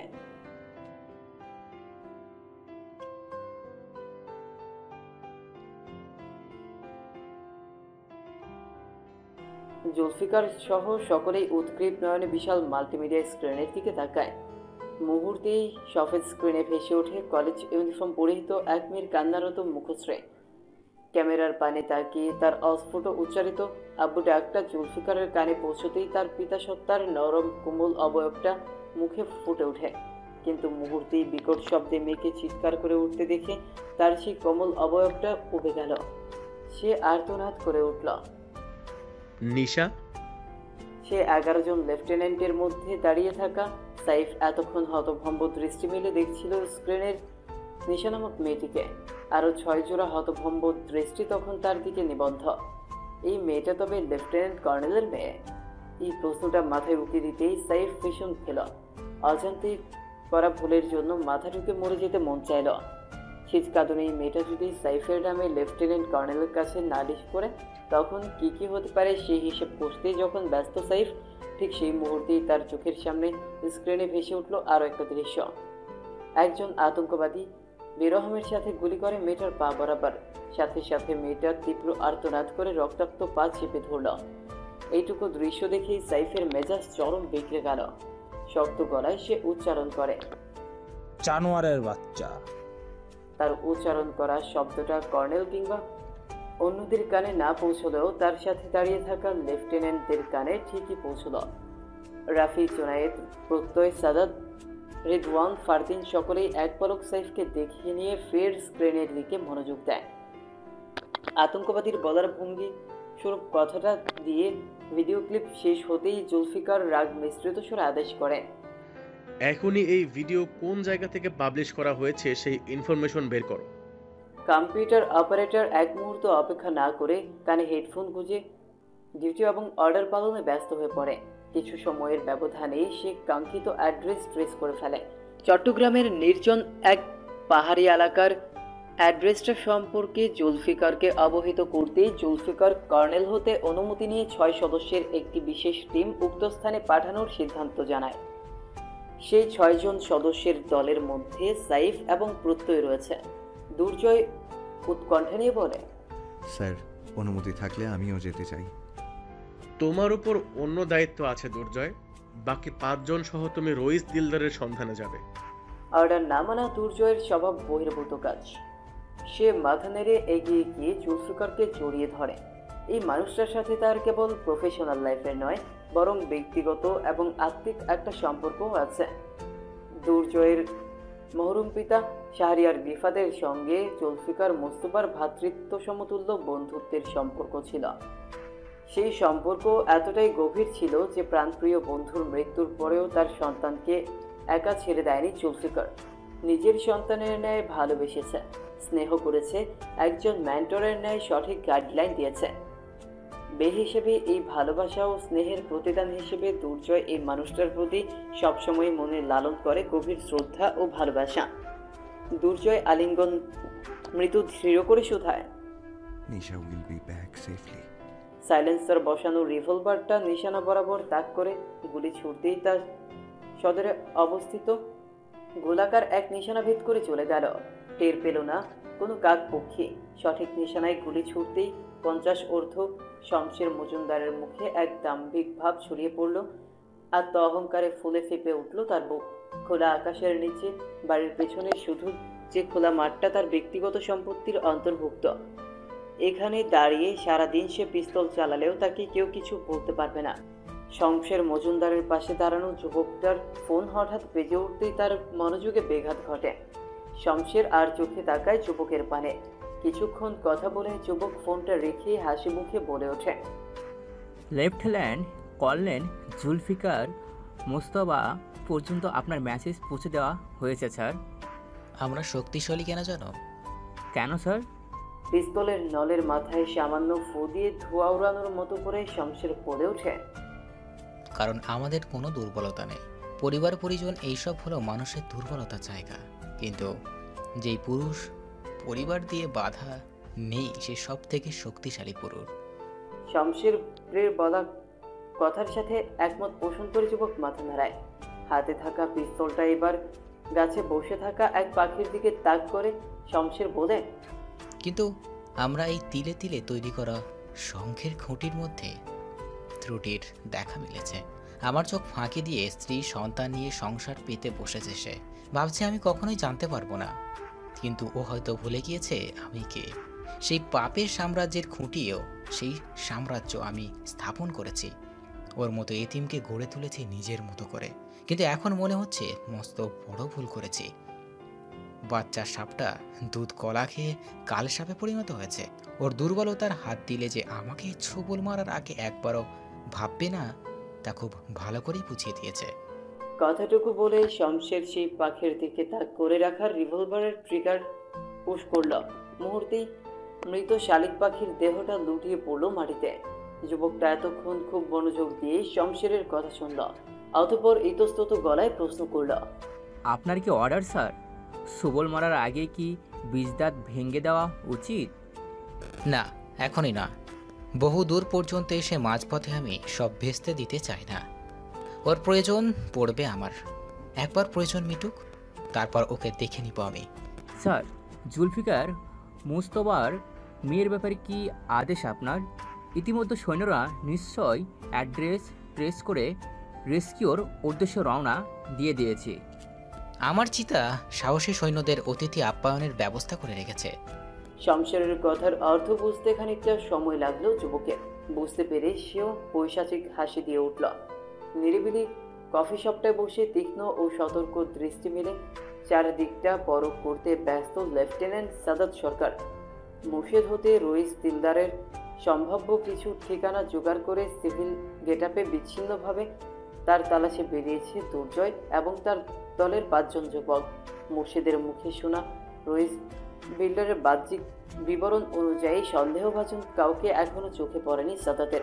আল্লাহ ভালো জানেন অসভ্যের বাচ্চাটা কোথায় ঘুরে বেড়াচ্ছে। একজন ওয়েটার গরম গরম ধোয়া ওঠা একটা কফি সাদাতের সামনে এনে রেখে চলে যায়। সাদাত সেই অপ্রয়োজনীয় কফি কাপটা দিকে তাকানোর প্রয়োজন বোধ করে না। তার অতি মনোযোগের মধ্যে কানে থাকা ব্লুটুথ ডিভাইস হতে ভেসে আসলো মেজর দুর্জয়ের কণ্ঠস্বর। Hunter 3, any update? সাদাত চারদিকে চোখ বোলাতে বোলাতে জবাব দিল, no sir, still no suspected detected. কারণ কথাটুকু শেষ করতেই সাদাতের চোখ স্থির হলো ঠিক তার বামে 3 টেবিল সামনে বসা এক নারীর দিকে। মুহূর্তেই সাদাতের চোয়াল শক্ত হয়ে এলো। তার তীর্যক দৃষ্টি ঠাউর করতে পেরে সে নারী অপ্রস্তুত হয়ে পড়ল। এলোমেলো দৃষ্টি ফিরিয়ে নিয়ে হাতে থাকা জিনিসপত্রগুলো ব্যাগে চালান করে দিল। টেবিলের ওপর বিলটা রেখে বিনা বাক্য ব্যয়ে সেই নারী মুহূর্তেই কফি শপ থেকে প্রস্থান করল। সাদাত বিচক্ষণ দৃষ্টি মেলে একবার কফি শপের চারদিকে তাকালো। কফি শপের 3 কর্নারে থাকা 3টা সিসিটিভি ফুটেজ একবার দেখে নিয়ে সে বিলটা টেবিলের উপর রেখে বড় বড় কদম ফেলে বেরিয়ে গেল কফি শপ থেকে। কফি শপের 2 গলি পরে নিস্তব্ধ রাস্তা ধরে হাঁটছে এক নারী। প্রবল আগ্রহ ভরা দৃষ্টি মেলে দেখছে চারিদিকটা। পরনে তার সাদা রঙের একটা টি শার্ট এবং জিন্সের প্যান্ট, তার উপর হাঁটু সমান অনেক রঙের একটা ওভারকোটও পরেছে সে। রেড ওয়াইন রঙের চুলগুলোকে উঁচু করে পনিটেল করে রেখেছে। আচমকা তার কাঁধে ঝুলন্ত কালো সাইড ব্যাগটা টান পড়তেই সে নারী হতভম্ব দৃষ্টি মেলে ফিরে তাকায়। 5 ফুট 11 ইঞ্চির এক টকবগে যুবককে চোখে পড়ল তার। সহজ করে বলতে গেলে সুদর্শন দেখতে এই পুরুষ চেহারা সেই প্রথম দেখছে না। একটু আগে সে কফি শপটাতেও এই পুরুষের নজর কাড়া মুখশ্রী তার চোখে পড়েছিল এবং চোখে পড়তেই তার অবচেতন মন বলে উঠেছিল এই সুপুরুষটা দেখতে অনেকটা 90s-এর অর্জুন রামপালের মতো দেখতে। কিন্তু ভদ্র দেখতে এই পুরুষ হঠাৎ অভদ্রের ন্যায় তার ব্যাগ ধরে কেন টান দিল তা বুঝতে পারছে না সে। শুধু ব্যাগ টান মেরে ক্ষান্ত হয়নি, বরং তার ব্যাগ হতে তার ব্যক্তিগত ডায়েরিটাও বের করে নিয়েছে। মেয়েটা রেগে গিয়ে বলে, আরে আরে করছেন কি? সাদাত মেয়েটার কথার তোয়াক্কা না করে ডায়েরির কিছু পাতা উল্টে একটা পৃষ্ঠা বের করে তা একটানে ছিঁড়ে ফেলে। মেয়েটা আটকে উঠে বলে, পাগল নাকি? সাদাত ব্যাগ এবং ডায়েরিটা মেয়েটার হাতে ধরিয়ে দিয়ে তার চোখের দিকে তাকিয়ে সেই কাগজটা কুটি কুটি করে ছিঁড়ে ফেলে। মেয়েটা এবার চটে উঠে বলে, এক্সকিউজ মি, এমন অভদ্রের মতো আচরণের মানে কি? Do you have any idea আমি কত কষ্ট করে স্কেচটা করেছি? সাদাত কাগজের টুকরোগুলো রাস্তায় ফেলে দাঁতের সাথে দাঁত পিষে বলে ওঠে, তো পারমিশন ছাড়া তার স্কেচ করাটাও অভদ্রতার কাতারে পড়ে। Hope you will keep it in mind from now on. কথাটুকু বলেই সাদাত আর পেছনে ফিরে না তাকিয়ে সেখান থেকে প্রস্থান করে। মেয়েটা এক পলক রাস্তায় অবহেলায় পড়ে থাকা নিজের স্কেচের পানে তাকিয়ে ফের চোখ তুলে সামনে চায়। দেখতে অর্জুন রামপালের মতো হলে কি হবে, আচরণ একদম বাংলা সিনেমার খচ্চর চৌধুরী সাহেবের মতো। অহংকারী, অভদ্র, জাদ্রেল কোথাকার। ট্র্যাক্ট এরিয়ার কাছাকাছি সেই সামরিক হেলিকপ্টারটা আকাশের নির্দিষ্ট এক স্থানে স্থির হয়। নিরাপত্তার কারণে সরাসরি ট্র্যাক প্লেসে হেলিকপ্টার নিয়ে যাওয়ার অনুমতি নেই। চিকন শক্ত তারের মতো গ্রিল ধরে সমতলে নেমে আসে 6 জন সৈনিক।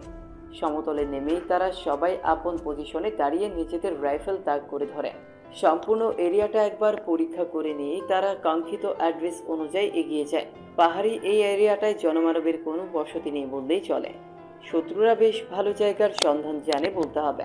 সাইফ সরু দৃষ্টি মিলে সামনে এক পা করে এগিয়ে যাচ্ছে। এখানে আসার পথে প্রত্যয় তাকে জানিয়েছে যে লেফটেন্যান্ট কর্নেল এবং তার স্ত্রীর বেশ কয়েক বছর আগেই ডিভোর্স হয়ে গিয়েছে। নিশা নামক সেই মেয়েটাও তার মায়ের সাথেই থাকে। তাহলে সেদিন নিজের আম্মুকে কল না করে আব্বুকে কল করেছিল কেন? নালিশ করার জন্য? সাইফ নিজের ভাবনাকে দুটো গাল মন্দ করে বলে, হ্যাঁ, যেই মাইয়ার বাপ আর্মিতে ওই মাইয়া তো বিপদে পড়লে আগে নিজের বাপরেই কল করবো। এরকম আরো অপ্রয়োজনীয় ভাবনায় বোধ হয়ে একটা ইটের তৈরি একতলা বাসার কাছে পৌঁছে যায় তারা। 6 জন সৈন্য সুকৌশলে সম্পূর্ণ বাসা চারদিক দিয়ে ঘিরে ফেলল। রাইফেল এমন দৃঢ়ভাবে ধরে রেখেছে যেন গোলাবর্ষণের জন্য প্রস্তুত তারা। বিচক্ষণ 6 জোড়া চোখ চারদিকটা আরো একবার বড় করে নিয়েই তাদের কষা ছক অনুযায়ী দুজন অতি সাবধানে একতলা বাড়িটার নীল রঙের কাঠের দরজার সামনে গিয়ে অবস্থান নিল। প্রত্যয় দরজার দিকে রাইফেল তাক করে ধরতেই সাইফ মনে মনে বিসমিল্লাহ বলে এক লাথি মারতেই পুরনো দরজাটা সশব্দে খুলে যায়। দরজার বাহির থেকে খালি রুমটা একবার পর্যবেক্ষণ করে ভেতরে পা রাখে সাইফ। তার পিছু পিছু প্রত্যয় সহ আরো দুজন ভেতরে প্রবেশ করে। বাকি দুজন বাহিরে রয়ে যায় পাহারা দেওয়ার জন্য। 2 রুমের বাসাটার প্রথম রুমটা সম্পূর্ণ খালি দেখিয়ে এবার দ্বিতীয় রুমে প্রবেশের জন্য প্রস্তুতি নেয় সাইফ। মনে মনে আরো একবার বিসমিল্লাহ বলে দরজাটা আলতো ধাক্কা দিতেই তা খুলে যায়।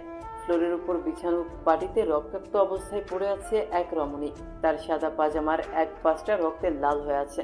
গুলি করা স্থানে হয়তো রক্তক্ষরণ বন্ধের জন্য একটা কাপড় দ্বারা শক্ত করে বেঁধে রাখা হয়েছে। খোলাদারের ভেতর এই দৃশ্যটি দেখেই সাইদের মুখটা প্রচন্ড লাল রং ধারণ করে। শালা কাপুরুষের দল। নারীর কাঁধে পিস্তল রেখে গুলি চালানো পুরুষরা কাপুরুষই বটে। সাহস থাকলে এরা লেফটেন্যান্ট কর্নেলের মেয়েকে না তুলে লেফটেন্যান্ট কর্নেলের সাহসী যোদ্ধা সাইফকে তুলে আনত। সাইফ তখন এদের বুঝিয়ে দিত কত মাছে কত কাটা। ভাবনার জগৎ থেকে বেরিয়ে সাইফ ভেতরে প্রবেশ করতেই তার পিছু পিছু বাকি 3 জন প্রবেশ করে। কারো উপস্থিতি টের পেতেই নেশা ভীতু দৃষ্টি মেলে তাকায়। তার ভয় আরো গাঢ় হয় সাইফ এবং প্রত্যয়ের চেহারা দেখে। সে একটা ঢুক গিলে ভয়ে চিৎকার দেওয়ার প্রস্তুতি নিতেই সাইফ তাকে আশ্বস্ত করে বলে, ঘাবড়াবেন না, আমি লেফটেন্যান্ট তামজিদ সাইফ। আপনার আব্বু লেফটেন্যান্ট কর্নেল জুলফিকার মুস্তফা আমাদের পাঠিয়েছেন আপনাকে উদ্ধার করার জন্য। আব্বুর কথা শুনতেই নিশা সামান্য ভরসা খুঁজে পায়, কিন্তু পর মুহূর্তেই সাইফকে এগিয়ে আসতে দেখে সে চেঁচিয়ে ওঠে, আসবে না। সাইফ ভ্রুকুচকে তাকাতেই নিশা অতি সাবধানে উঠে বসে নিজের গায়ে জড়ানো ময়লা শালটা সরিয়ে ফেলে। সাথে সাথে সাইফ সহ বাকি 3 জনের চোখ বড় বড় হয়ে যায়। নিশার পেটের কাছে বাঁধা ওই ভয়ঙ্কর সাংঘাতিক জিনিসটা দেখে সাইফ ব্যস্ত গলায় চেঁচিয়ে ওঠে, bring the diffuse kit right now. প্রত্যয় এক মুহূর্ত অপেক্ষা না করে দৌড়ে বেরিয়ে যায়। সাইফ ধীর পায়ে এগিয়ে আসতে নিলেই নিশা ফের কান্নারত গলায় চিৎকার করে ওঠে, প্লিজ আসবেন না, শুধু দূর থেকে আমার আব্বু আম্মুকে কল করুন, আমি ওনাদের সাথে শেষবারের মতো কথা বলতে চাই। সাইফ নিশার ভীতু সুরে করা আবদার ও নিষেধকে সম্পূর্ণ অগ্রাহ্য করে নিশার সামনে গিয়ে হাঁটু গেড়ে বসে। তার বিচক্ষণ দৃষ্টি টাইম বোমের দিকে নিবদ্ধ। 13 মিনিট 27 সেকেন্ড। সময়টা দেখে নিয়ে সাইফ ফের ধমকের স্বরে চেঁচালো, সময় নেই, দ্রুত ডিফিউজ কিট নিয়ে এসো। এবার বাকি 2 জনও দ্রুত পায়ে বেরিয়ে গেল ডিফিউজ কিট আনার উদ্দেশ্যে। সাইফ এবার টাইম বোমটা থেকে দৃষ্টি সরিয়ে সরাসরি নিশার চোখে তাকিয়ে দৃঢ় স্বরে বলে ওঠে, চিন্তা করবেন না মিস ইয়াসমিন, আমি খুব দুর্দান্ত বোম ডিফিউজার, আপনাকে অভিযোগের কোনো সুযোগ দিব না। নিশা কান্না বিরতি দিয়ে ফোলা ফোলা চোখ মেলে বোকা স্বরে প্রশ্ন করে, আর যদি আপনি ব্যর্থ হন? সাইফের মেজাজ গরম হয়ে যায় নিশার এমন কথায়। মনে মনে বলে, শালার পুরা মাইয়া জাতি একটা ব্যাড পাস। মনে মনে এটা বললেও সাইফ ধীর সুরে উচ্চারণ করে, তাহলে দুজনেই মরবো। প্রচন্ড ভয় নিয়ে সাইফের পানে তাকিয়ে রইল নিশা। গলাটা ভেজায় শুকিয়ে আছে। গত কয়েক ঘন্টায় আতঙ্কবাদীরা তাকে এক বিন্দু পানিও মুখে তুলতে দেয়নি। পায়ের ব্যথাটাও এক প্রকার সহনীয় হয়ে গিয়েছে এই পর্যায়ে। নিশা ক্লান্ত দেহটা দেয়ালে এলিয়ে দিয়ে ধরা ধরা গলায় বলে, আপনি চলে যান ভাইয়া, মরতে হলে আমি একাই মরব, দেশের জন্য জীবন গেলে তো আমাকে শহীদ বলা হবে, তাই না?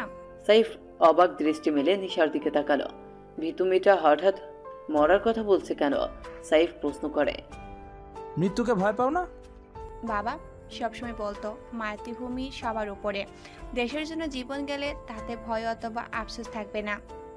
সপ্তাদশী রমণীর মুখে এই ভারী কথাগুলো খুব পছন্দ হলো সাইফের, কিন্তু সে কিছু বলার পূর্বেই প্রত্যয় ব্যস্ত পায়ে ডিফিউজ কিট নিয়ে প্রবেশ করে। সাইফ এক মুহূর্ত বিলম্ব না করে সাথে সাথে প্রয়োজনীয় সরঞ্জাম নিয়ে প্রস্তুত হয়। হাতে সময় আছে কেবল 8 মিনিট 43 সেকেন্ড। সাইফ প্রত্যয়ের দিকে তাকিয়ে বলল, সবাইকে নিয়ে নিরাপদ দূরত্বে সরে যা। ওদের আমি ইতিমধ্যে দূরে সরে যাওয়ার কথা বলে এসেছি, তুই তাড়াতাড়ি বোম ডিফিউজ কর। সাইফ গভীর মনোযোগে বোমের প্রতিটা তার দেখতে দেখতে উত্তর দেয়, আমি তোকে যেতে বলছি প্রত্যয়। তুই নিজের কাজ কর। শালা বাংলা সিনেমা পাইছস? তোর এসব রং বিরং বিয়ের পর নিজের বোরে দেখাইস। এখন আমার চোখের সামনে থেকে দূর হ। প্রত্যয়ের জল শক্ত হয়ে আসে। সে কিছু বলবে তার পূর্বেই সাইফ চেঁচিয়ে ওঠে, আই সেড গো। ব্যাস সাথে সাথে প্রত্যয় সেখান থেকে প্রস্থান করে। সাইফ একটা দীর্ঘশ্বাস ছেড়ে মনোযোগ দিয়ে আপন কাজে ব্যস্ত হয়ে পড়ে।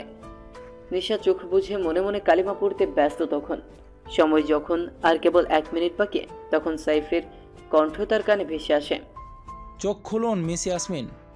আনফর্চুনেটলি এই দফায় আমাদের দুজনের একজনও শহীদের মর্যাদা পেলাম না। নিশা ভীতু চোখ জোড়া মেরে তাকায়।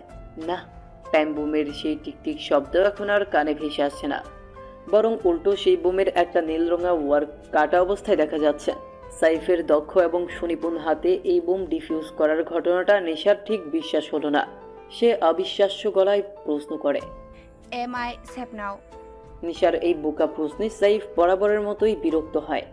মনে মনে শোধায়, মায়া মানুষের এই এক সমস্যা, নিজের চোখে দেখা ঘটনাও এরা সহজে বিশ্বাস করতে চায় না।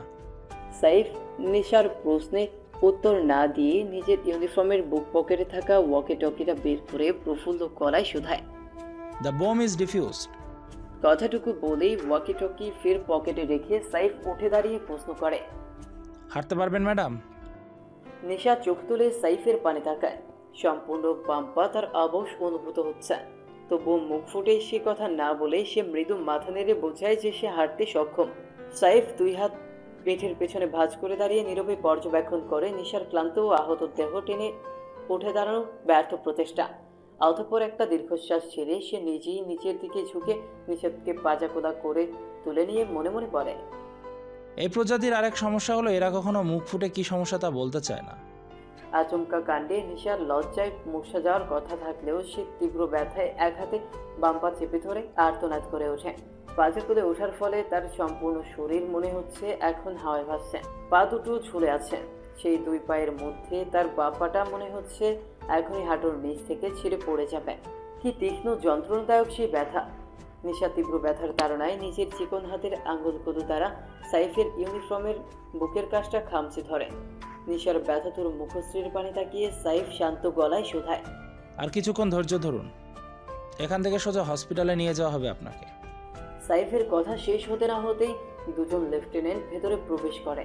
সাইফ নিশাকে নিয়ে বেরিয়ে যেতে যেতে তাদের একজনকে বলে ওঠে, তুমি কিটটা গুছিয়ে নিয়ে আসো সামির, আমি ইয়াসমিন ম্যাডামকে নিয়ে পিক আপ পয়েন্টে যাচ্ছি, ওনাকে আর্জেন্ট হসপিটালে নিয়ে যেতে হবে। সামির কিট গোছাতে ব্যস্ত হয়ে পড়লে সাইফ এবং অপর লেফটেন্যান্ট সেই বাড়ি থেকে বের হয়ে দ্রুত পায়ে বাকিদের সহ ব্যাকআপ পয়েন্টের দিকে এগিয়ে যেতে থাকে। তারা যখন সেই বাড়ি থেকে ঠিক 81 কদম দূরে এসে পৌঁছেছে, ঠিক সেই মুহূর্তে পেছন থেকে ভেসে আসে বিকট ভয়ঙ্কর শব্দ। শব্দের উৎস খুঁজতে পেছনে ফেরার পূর্বেই কোনো এক অজানা শক্তির ধাক্কায় এক নারী সহ 5 জন যুবক ছিটকে এক এক দিকে পড়ে গেল। বিকট শব্দের পর ঝাড়িদিক ছেয়ে গেল পিংপতন নীরবতায়। সেই নীরবতাকে চূর্ণ করতেই বোধ হয় নিশা মৃদু স্বরে গুঙালো। ধোঁয়ায় চারদিকটা বেশ আবছা আবছা হয়ে আছে, পরিষ্কার কিছু দেখা যাচ্ছে না। সাইফ কাঁচতে কাঁচতে সোজা হয়ে উঠে বসল। তার ঠিক সামনেই মাটির ওপর পড়ে থাকা নিশাকে দেখে এগিয়ে যেতে নিয়েও সে থেমে গেল। হতভম্ব ভঙ্গিতে চকিতে পেছনে ফিরে সে বাড়ির পানে তাকালো। মুহূর্তেই সে তীব্র স্বরে চিৎকার করে উঠল একটা নাম ধরে, সামির। প্রত্যয় ইতিমধ্যে উঠে ছুট লাগিয়েছে সে বাড়ির দিকে। হতভম্ব আরো 2 লেফটেন্যান্টরাও সেদিকে ছুটে গিয়েছে। সাইফ বিস্ময় কাটিয়ে উঠে সামনে এগিয়ে যেতে নিলেই একজন লেফটেন্যান্ট তাকে বাধা দিয়ে বলল, আমাদের ম্যামকে নিয়ে এই মুহূর্তে ওখান থেকে যেতে হবে, শি ইজ ইনজুরড। সাইফ আটকে রাখা নিঃশ্বাস ছেড়ে অতি কষ্টে উচ্চারণ করল, সামির ওই বাড়ির ভেতর ছিল, ও ইনজুরড, ওকেও নিতে হবে সঙ্গে, লেট মি গো।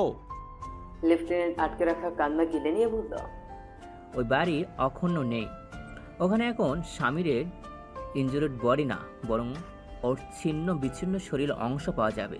সাইফ ধপ করে ফের মাটিতে বসে পড়ল। দূর হতে ভেসে আসছে প্রত্যয়ের সহ আরো দুজন লেফটেন্যান্টের চিৎকার। হিতাহিত জ্ঞান শূন্য সাইফ পদক চেয়ে রইল সেই পানে। এরকম অসংখ্য সামির মাতৃভূমির টানে দেশের মাটিতে শহীদ হয়েছে। কজনার নাম জানে এই দেশের সাধারণ নাগরিকরা? এরকম বহু সামিররা এই দেশের মাটিতে জন্ম নেয় বলেই হয়তো সাধারণ নাগরিকরা নিশ্চিন্তে রাতে ঘুমোতে পারে, কারণ তারা জানে এই সামিররাই একদিন বড় হয়ে তাদের এবং মাতৃভূমির সুরক্ষার জন্য নিজেরা রাতের পর রাত নির্ঘুম পার করবে। যে নির্ঘুম রাতের সাক্ষী কেবল মহান প্রতিপালক। অতঃপর একদিন তারা এইভাবেই চিরনিদ্রায় শায়িত হয়।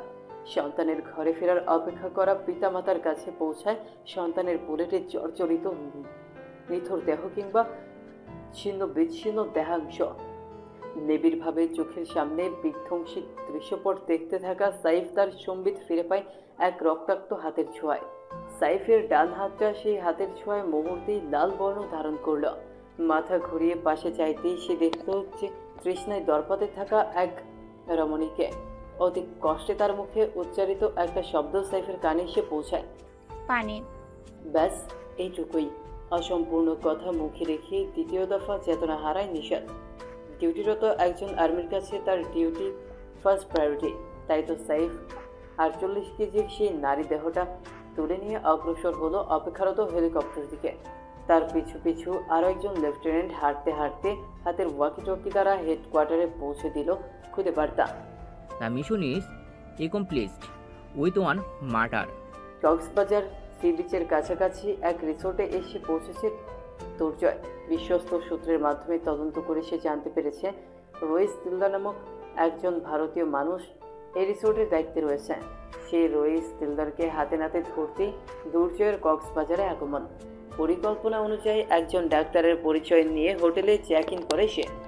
রিসেপশন কাউন্টার হতে সেই তথ্যটুকু সংগ্রহ করে নিয়েছে যে রইস দিলদার এই মুহূর্তে রিসোর্টে উপস্থিত আছে কিনা।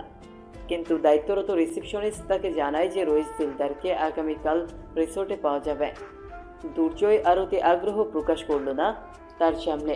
সে বেশ স্বাভাবিক ভঙ্গিতেই রুমের চাবি নিয়ে নিজের জন্য নির্ধারিত রুমে প্রবেশ করে। রুমে পৌঁছে সে সর্বপ্রথম জুলফিকারকে কল দেয়। কিছুক্ষণ ফোন বাজতেই অপর পাশ হতে কল রিসিভ হয়। দুর্জয় উৎকণ্ঠা নিয়ে প্রশ্ন করে, স্যার নিশা কেমন আছে এখন? সার্জারি চলছে ওর, আশা করছি সুস্থ হয়ে যাবে। আন্টি কেমন আছে? এই মাত্র আমাকে শাসিয়ে গেল। দুদিন পর নিশার বার্থডে, সেই উপলক্ষে অগ্রিম একটা চমৎকার সাইকেল অর্ডার করেছে ও। নিশা যদি সুস্থ পায়ে সেই সাইকেলে বসতে না পারে তাহলে আমার পা ভেঙে দিবে বলেছে। জুলফিকারের হেসে বলা কথার আড়ালে লুকিয়ে থাকা দীর্ঘশ্বাস টের পেয়ে দুর্জয় বলে ওঠে, এক মুহূর্তের জন্য নিজেদের মধ্যে ঝামেলাটা মস্তিষ্ক থেকে মুছে ফেলুন। আপনাদের আরেকটাও পরিচয় আছে। আপনারা দুজনেই নিশার আব্বু আম্মু। এই মুহূর্তে আপনাদের দুজনেরই মেন্টাল সাপোর্ট প্রয়োজন। মনোমালিন্য ভুলে কিছু সময়ের জন্য সেই মেন্টাল সাপোর্টটা একে অপরকে প্রোভাইড করুন। এক হাতে তালি বাজে না দুর্জয়। আর তাছাড়াও আমি নাইমার সব শর্ত মেনে শুধুমাত্র এই কারণে নিশার কাস্টাডি ওকে দিয়েছিলাম, কারণ আমি মনে করতাম নাইমার থেকে ভালো করে কেউ আমার মেয়ের খেয়াল রাখতে পারবে না। কিন্তু এখন বুঝতে পারছি নিশার নিরাপত্তার ঘাটতি রয়েছে ওর মায়ের সাথে। তাই আমার মেয়ে সুস্থ হয়ে নিজের বাড়ি ফিরবে এবার, তার বাবার বাড়িতে। 24 ঘন্টা সম্পূর্ণ নিরাপত্তার অধীনে থাকবে আমার মেয়ে। দুর্জয় কিছু বলতে নিবে তার আগেই জুলফিকার বলে ওঠে, তোমার মাথায় অলরেডি অনেক চিন্তার পাহাড় জমে আছে দুর্জয়। এসব নিয়ে ভেবে শুধু শুধু সময় নষ্ট করো না। সব ধ্যান এবং জ্ঞান মিশনে দাও। সময় হলে হসপিটালে এসে নিশার সাথে দেখা করে যেও। ও তোমাকে দেখলে খুশি হবে খুব। Roger that. ফোনটা রেখে দিয়ে দুর্জয় তার পরিধেয় শার্টের উপরের দুটো বোতাম খুলতে খুলতে ব্যালকনির দরজার দিকে এগিয়ে যায়। বারান্দা হতে রিসোর্টের সীমানার ভেতরে একটা বাচ্চা শিশুকে বাস্কেটবল হাতে দৌড়াদৌড়ি করতে দেখে দুর্জয় অনিমেষ সেই পানে তাকিয়ে রইল। চোখের সামনে ভেসে ওঠে সোনালি অতীত। নতুন স্কুলে ভর্তি হওয়ার কিছুদিনের মধ্যেই স্কুলের স্পোর্টস ক্লাবের একজন সক্রিয় মেম্বার হয়ে ওঠে দুর্জয়। পড়াশোনার পাশাপাশি নিজের গুণান্ততার প্রকাশ দেয় বাস্কেটবল কোর্টে। বছরের মাঝামাঝি সময় তখন হাফ ইয়ারলি এক্সামের রেজাল্ট প্রকাশিত হওয়ার দুদিন পরের ঘটনা। বিশাল আকাশ জুড়ে সেদিন সূর্যের দেখা মেলেনি। বাস্কেটবল কোর্টে নিজের দলের কয়েকজন ছেলের সাথে বাস্কেটবল খেলতে ব্যস্ত দুর্জয়। পরনে তার হাতাকাটা এক স্পোর্টস টি শার্ট এবং 3/4 প্যান্ট, হাঁটু সমান মোজা দ্বারা তার শ্যামপাজরা আবৃত। খেলতে খেলতে হঠাৎ দুর্জয় বাস্কেটবল ছুঁড়ে মারতেই ফিল্ডের এক পাশ থেকে ভেসে এলো একটা তীক্ষ্ণ শীষ বাজানোর শব্দ। দুর্জয় সহ বাকি ছেলেরাও সেই শব্দ অনুসরণ করে পাশ ফিরে তাকাতেই দেখে একটা কাঠের বেঞ্চের উপর পায়ের উপর পা তুলে বসে আছে বাণী। তার পাশেই বেঞ্চের হ্যান্ডেলে হেলান দিয়ে বসে রয়েছে আরমিন। দুজনের পরনেই এখনো স্কুল ইউনিফর্ম। তার মানে ছুটি হওয়ার পর এরা বাসায় না গিয়ে এতক্ষণ ধরে এদিকেই ঘুরঘুর করছিল। দুর্জয়ের স্বাভাবিক মুখখানা এবার শক্ত রূপ ধারণ করল। এই মেয়ের সমস্যা কোথায় তা সে খুব ভালো করেই বুঝতে পারছে। এসব অহেতুক কাজ করে সে দুর্জয়ের নজরে পড়তে চাইছে। দুর্জয় চরম রাগ এবং বিরক্তি নিয়ে বাণীর দিকে এগিয়ে যাওয়া শুরু করলে আরমিন ভয়ে শুকনো ঢুক গিলে সে মিনমিনে গলায় বলে ওঠে, বানি চার পালাই, যদি ক্লাস টিচারের কাছে কমপ্লেন করে। বাণীর সামনের দিকে দৃষ্টি স্থির রেখে ঠোঁটে হাসি ফুটিয়ে আত্মবিশ্বাসের সহিত বলে, কিছু করবে না। বাণীর কথা শেষ হতে হতেই দুর্জয় তার মুখোমুখি দাঁড়িয়ে স্পষ্ট গলায় প্রশ্ন করে, মতলব কি তোমার? তোমাকে টেক্কা দেয়া হাফ ইয়ারলিতে 14th হয়ে ফাইনালে তোমার পেছনের সিট দখল করব। তাহলে আর আমাকে টেক্কা কিভাবে দেবে? সেই ফার্স্ট পজিশন তো আমার আয়ত্তেই থাকবে। তোমার পজিশন দখল করা আমার ইন্টেনশন নয়, তোমার পাশের পজিশনটা দখল করাই আমার আসল ইন্টেনশন। সেই পজিশনে অন্য কেউ সুইটেবল না হোক, সেটা একাডেমিক্যাল লাইফে কিংবা পার্সোনাল লাইফে। কথাটুকু বলেই বাণী দাঁত বের করে হেসে চোখ টিপে দেয়। দুর্জয়ের মেজাজ গরম হয়ে যায় বাণীর কথা শুনে। এই মেয়ের রোগ কি সেই সম্পর্কে এবার সে ক্লিয়ার হলো। বয়সের আগে পেকে গিয়েছে এই মেয়ে। এই রোগে আক্রান্ত রোগীদের থেকে দূরে থাকাই বুদ্ধিমানের কাজ। দুর্জয়ও বুদ্ধিমানদের কাতারে নিজের নাম লেখাতে চায়। তাই তো সে বাণীর পাশের বেঞ্চের উপর রাখা নিজের ব্যাগটা কাঁধে ঝুলিয়ে একটা বোতল হতে পানি খেতে খেতে উল্টো ঘুরে হাঁটতে থাকে। আচমকা পেছন থেকে বাণী ফের ডাকে, ইয়ো টপার। দুর্জয় হাঁটা থামায় না, কেবল ঘাড় সামান্য ঘুরিয়ে পেছনে ফিরে তাকায়। বাণী সাথে সাথে নিজের বুকের বাঁ পাশে হাত রেখে চোখ বুজে ফেলে। দুর্জয়ের দুর্বোধ্য মনের আঙিনায় প্রতিধ্বনিত হয় একটাই শব্দ, দুর্জয় ঘাড় ঘুরিয়ে সামনে তাকাতেই বাণী চোখ মেলে তাকায়। তার পাশে বেঞ্চে উপর রাখা কালো রঙের গিটারটা কোলে তুলে নিয়ে গলা ছেড়ে গিয়ে ওঠে।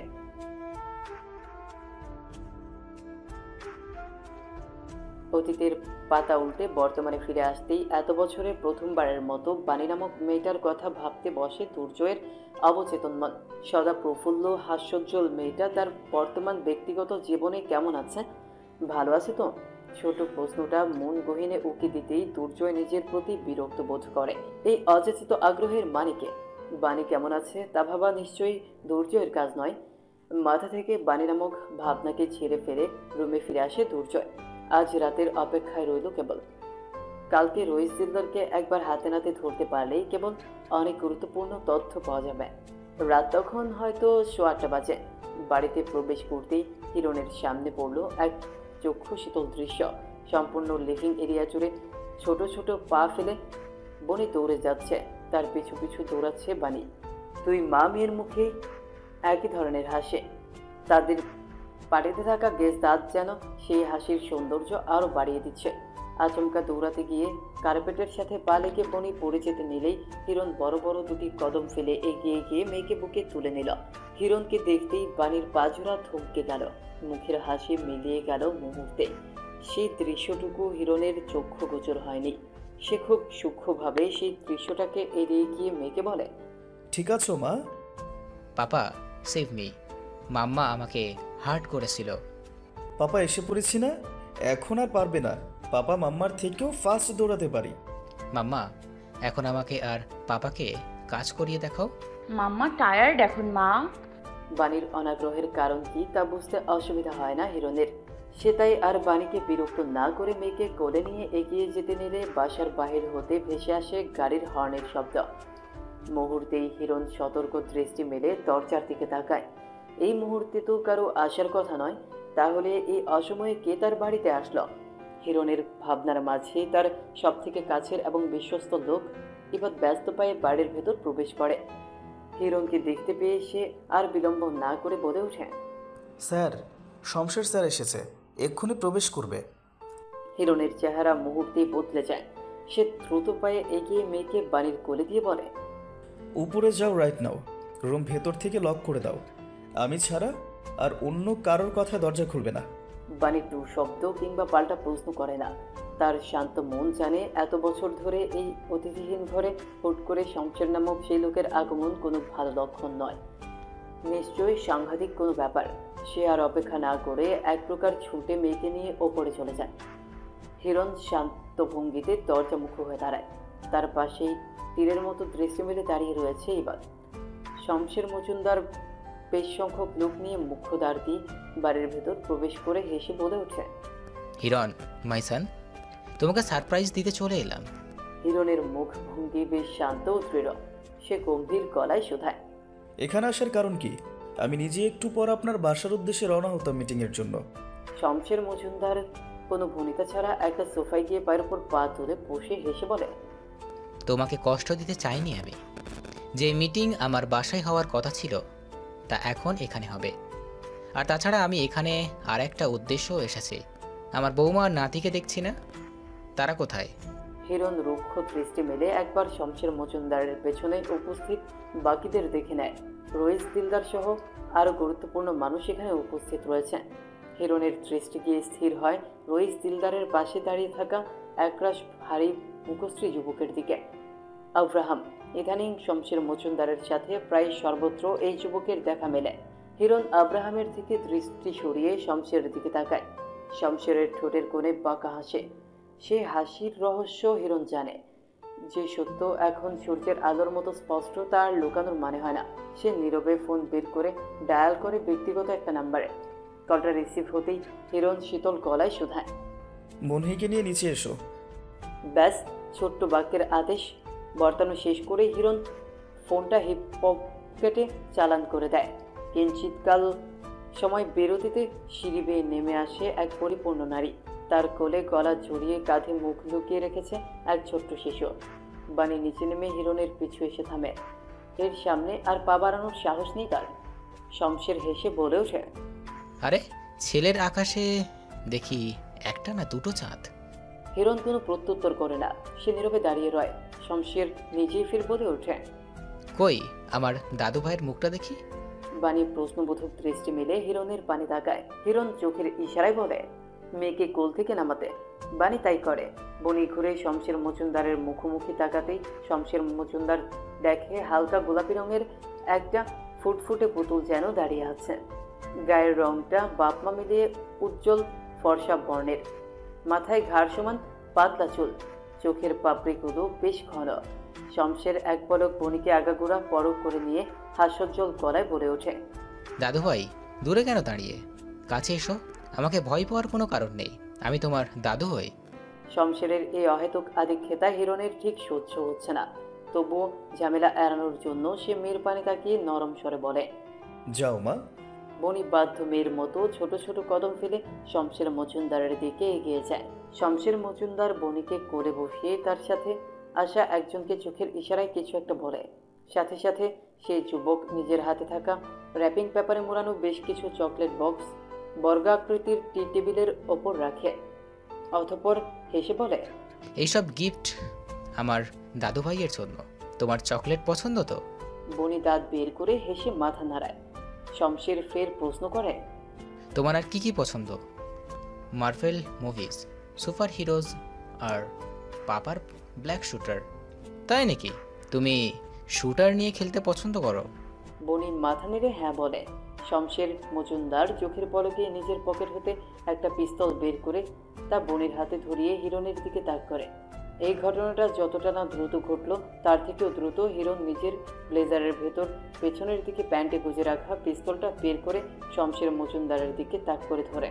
মুহূর্তেই পরিস্থিতি বদলে যায়। হিরণের লোকেরা এবং শমশের মজুমদারের লোকেরাও নিজেদের পিস্তল বের করে একে অপরের দিকে তাক করে। শমশের মজুমদারের ধূর্ত কর্মকাণ্ড এবং হিরণের পাল্টা প্রতিক্রিয়া দেখে পানি পাথর বনে যায়।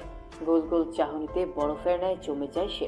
বহু কষ্টে তার গলা ছেড়ে বেরিয়ে আসে দুটি শব্দ, আমার মেয়ে।